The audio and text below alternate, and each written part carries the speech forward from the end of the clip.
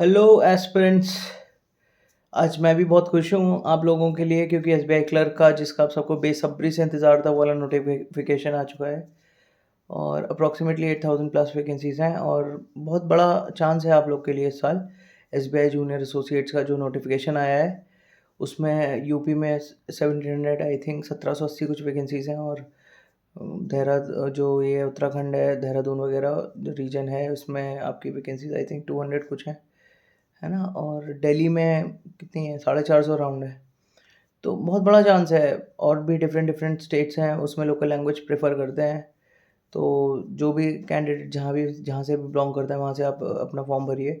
और एक चीज़ याद रखिएगा, उसमें क्लियरली मेंशन्ड है कि अगर आप किसी और स्टेट से भरते हैं फॉर्म तो ट्रांसफ़र्स के लिए एप्लीकेबल नहीं होंगे, आप इंटर सर्कल या इंटर जोन ट्रांसफ़र्स नहीं होंगे।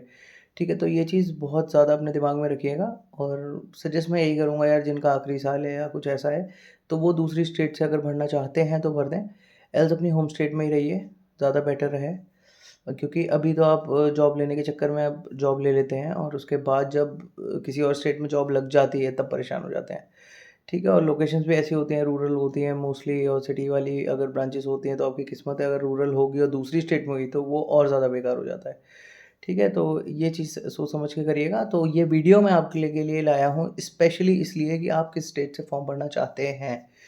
इसी के बारे में मैं आपको मेनली इस वीडियो में बताऊँगा, क्योंकि नोटिफ़िकेशन वगैरह की तो पूरी इन्फॉर्मेशन आपको बहुत सारे वीडियोज़ में मिल जाती है। नोटिफ़िकेशन आप भी पढ़ सकते हैं। ठीक है, और बेटर है कि वीडियो से इन्फॉर्मेशन लेने की बजाय किसी भी नोटिफ़िकेशन की, मैं आपको यही सजेस्ट करूँगा कि आप पूरा नोटिफ़िकेशन प्रॉपर्ली एक बार रीड करिए खुद से।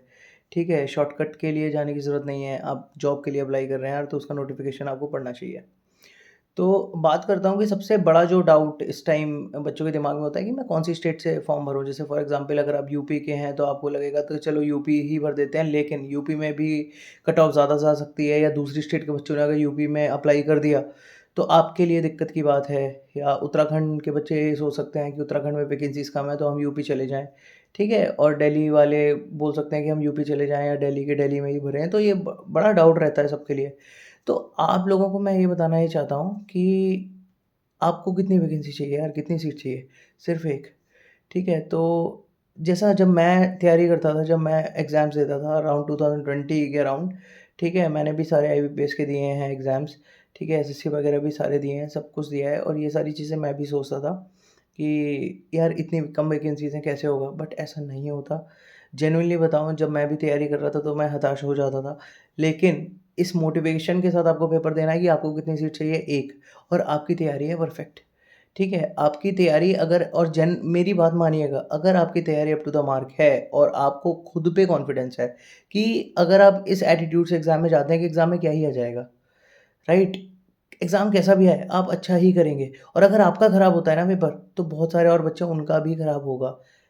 अगर आपको अपने अंदर ये पता है कि मैं ही हूँ बेस्ट और मेरी तैयारी है बेस्ट, और अगर मेरा खराब होता है, तो ऑलमोस्ट सबका ही पेपर खराब होगा, फिर कट ऑफ भी कम जाएगी।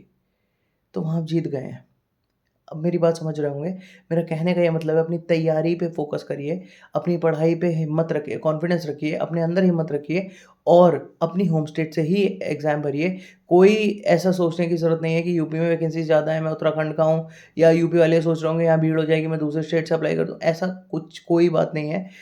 हर स्टूडेंट के लिए अपॉर्च्युनिटी बढ़िया है इस बार एसबीआई क्लर्क में। हाँ, उनके लिए मैं ज़रूर बोलूँगा जिनका लास्ट ईयर है, ऐसा कुछ थोड़े से चांसेस 5% मान लीजिए, हो सकता है कि आपके ज़्यादा हो जाएँ अगर आप जिन स्टेट्स में वैकेंसी ज़्यादा है उन स्टेट से अगर आप फॉर्म भरते हैं तो। लेकिन उसके बाद अपने जॉब कॉन्सिक्वेंसेस के बारे में भी आप सोच लीजिएगा, ठीक है? लेकिन जिनका ईयर आखिरी है या कुछ ऐसा है तो ऑब्वियसली मैं आपको यही सजेस्ट करूँगा कि थोड़ी-सी प्रोबेबिलिटी हाई लेके चलिए, जहाँ पे वैकेंसी ज़्यादा है वहाँ भरिए। लेकिन जिनका ऐसा नहीं है, वो अपनी होम स्टेट से ही फॉर्म भरें, वो आपके लिए बेनिफिट होगा आगे के लिए भी। ठीक है? तो आई होप मेरी बात आपको समझ आई होगी, और इस वीडियो से मेनली ये वीडियो लाने का पर्पज़ मेरा यही था कि मैं आपको मोटिवेट कर सकूँ, मैं आपको बता सकूँ कि हिम्मत आपके अंदर ही है। वैकेंसी से कोई फ़र्क नहीं पड़ता, वैकेंसी ज़्यादा आती हैं तो आपकी हिम्मत बढ़ और सकती है, लेकिन फिर भी अगर वैकेंसीज़ किसी और एग्ज़ाम में कम भी आएँ तो भी अपनी हिम्मत बरकरार रखिएगा। यहाँ पे तो एसबीआई ने आप लोग को एक गिफ्ट दे दिया है, दिवाली गिफ्ट, दिवाली निकल चुकी है। दिवाली के ख़त्म होते ही एक आपको बहुत बढ़िया गिफ्ट मिला है नोटिफ़िकेशन के रूप में। तो आप आराम से अपनी तैयारी करिए, तैयारी जारी रखिए और खुद पे कॉन्फिडेंस बनाए रखिए। इस बार कोई एग्ज़ाम नहीं तो एक एग्ज़ाम आपका एसबीआई जूनियर एसोसिएट्स में आपका सिलेक्शन होना ही चाहिए। ठीक है? Thanks a lot, bye bye, take care और मैं आप लोग के लिए अब कंसिस्टेंटली वीडियोज़ लाता रहूँगा। किसी वीडियो में मैं लाइक और सब्सक्राइब करने को नहीं बोलता, ठीक है? अगर आपका मन करे इस वीडियो में मैं बोल रहा हूँ, अगर आपका मन करे कर सकते हैं, लेकिन अब मैं भी कंसिस्टेंट रहूँगा थोड़ा-सा यहाँ पे और आपके लिए इन्फॉर्मेशन लाता रहूँगा, जो डाउट्स आपको होंगे वो बताता रहूँगा, ठीक है? Bye bye, take care and best of luck for SBI junior associates. Bye bye, take care.